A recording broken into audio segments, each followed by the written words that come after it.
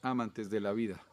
Sí, la vida tenaz. Está, digamos, empezando este año 2026 con una seguidilla de accidentes ferroviarios, cosa bastante poco común y que nos lleva pues un poco a como la pregunta de la miniatura, ¿no? Si es seguro o no viajar en tren, terminaremos poniéndole cinturón de seguridad a los vagones o qué. Bueno, espero para el final del video haber dado respuesta a esta pregunta.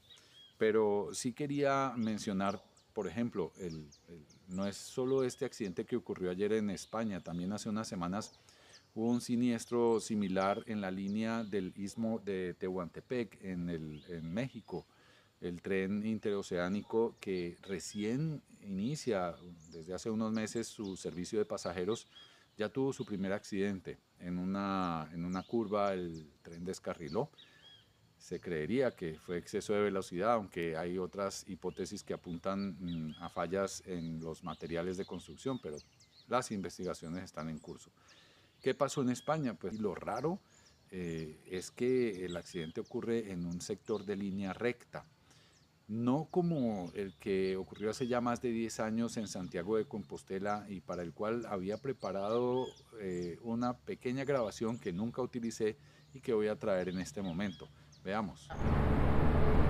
Bueno, hoy viajamos a Santiago de Compostela en un tren como este.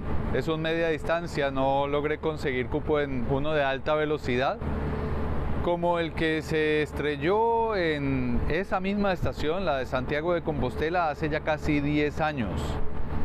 Pero, ¿qué fue lo que pasó? ¿Por qué ocurrió este accidente? ¿Tuvo que ver la velocidad de la máquina u otro factor? Repasémoslo. Lo que ocurrió fue un tema de exceso de velocidad, el piloto se distrajo al teléfono, no vio las señales de reducción de velocidad, tomó la curva a la velocidad incorrecta y la inercia hizo el resto. ¿Qué es esto de la inercia? Aquí meto un poquito la parte científica. Es una de las leyes de Newton, ¿no? Que dice que todo cuerpo esté en reposo o en movimiento va a presentar una tendencia a conservar esa condición. Si está en reposo no se va a querer mover y si está en movimiento va a querer seguir en movimiento en la misma dirección.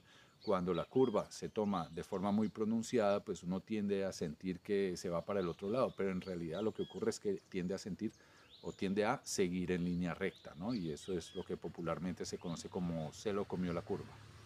Bueno, este accidente está muy reciente como para poder saber qué ocurrió, ¿no? Lo raro es que fue en línea recta, como decía, y es prácticamente imposible a estas alturas entrar en el terreno de la especulación.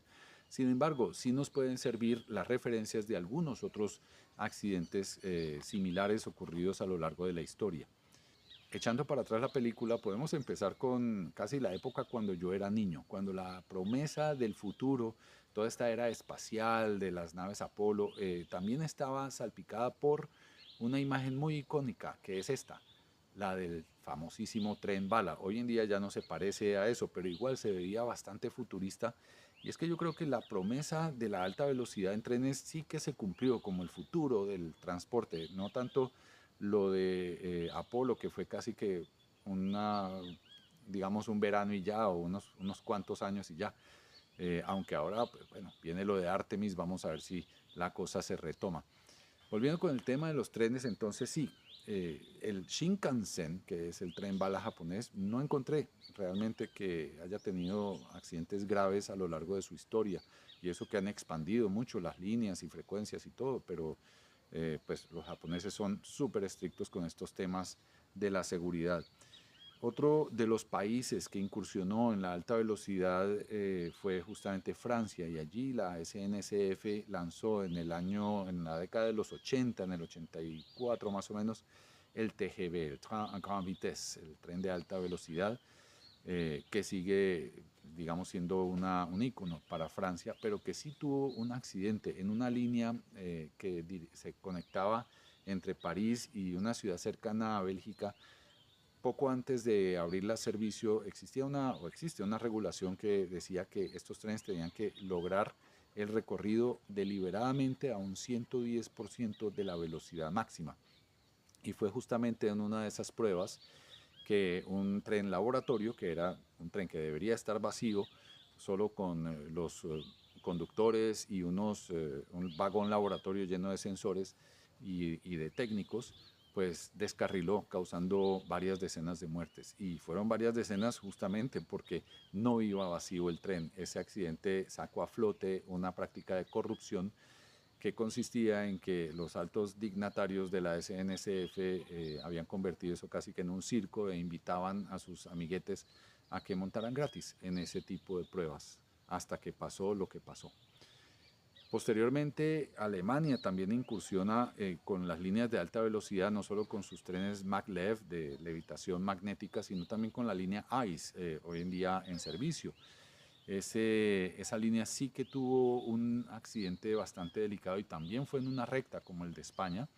No quiero decir que haya sido la misma causa, pero en esa ocasión lo que ocurrió fue que una de las bandas que forran las llantas, digamos las llantas de los trenes, la gente cree que son cilíndricas, pero realmente tienen un pequeño ángulo cónico para asegurar que el tren, digamos, siempre discurra por la vía de forma correcta. Una de esas bandas se desprendió, se incrustó en uno de los vagones, lo hizo saltar y descarrilar y con tan mala fortuna que el tren estaba acercándose a un puente y ahí quedó prácticamente como un acordeón y esa sí era una línea de pasajeros donde pues hubo lamentablemente muchas víctimas. Y bueno, ahora ocurre este siniestro en España, en Córdoba, también en una recta. Habrá que esperar las investigaciones. Por ahora, pues mis respetos para no solo los fallecidos, sino las familias de los fallecidos. Y pues como digo, tratar de no entrar a especular y de ser muy cautos a la hora de emitir juicios sobre este tipo de circunstancias. Lo cierto es que estos accidentes, por por su misma condición, son tan mediatizados que la gente tiende a creer que entonces va a resultar ser inseguro viajar en una línea de alta velocidad.